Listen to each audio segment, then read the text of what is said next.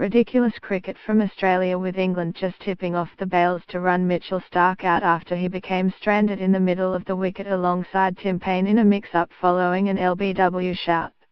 Australia has now lost 3-12 this morning, with Marsh, Smith and Starc back in the pavilion. Finally, England dismisses Steve Smith for 239. Out. LBW originally given not out, but England reviewed the decision successfully. Big breakthrough, and Australia will need to reassess their plans. Steve Smith given not out LBW, but England decide to review. The bad news for England is that the cracks on the pitch have widened, with that ball to Paine just taking off like a leg break after it hit the winding snake-like line extending the length of the pitch. Good luck batting on it. Well, that happened quickly, and Tim Paine, after waiting most of Saturday in the pads, found himself in the middle to face the third ball of the day. Great encouragement for England after such a bad day yesterday.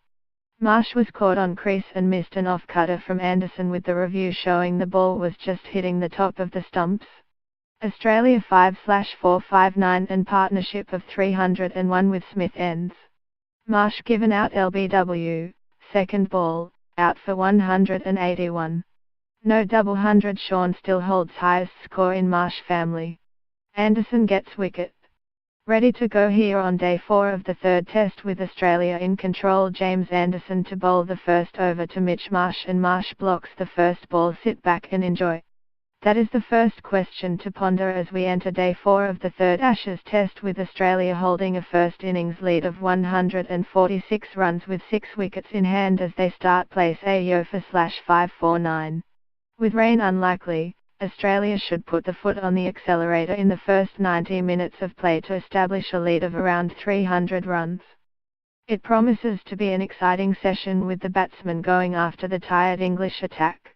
Meanwhile, Mitch Marsh, who is on 181, needs 19 runs to turn his maiden test on into a double century, and just 2 runs to pass his brother Shaun's highest score in Test cricket of 182.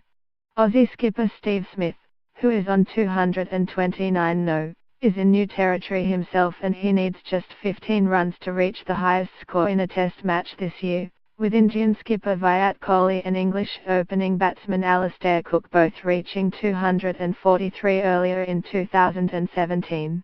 If he scores 24 more runs, he will pass India's Cheteshwar Pujara's tally of 1140 runs for 2017. Making Smith the highest run scorer in Test cricket in 2017. If not for the elation of the Waker crowd, Mitchell Marsh's roar might just about have been heard around a state. The Australian all-rounder's maiden Test century elicited the most primal of celebrations on Saturday, throwing his powerful arms into the air with the force with which he had been battering the England attack and just about tackling his captain Steve Smith, himself nearing a double hundred, with a mighty man hug.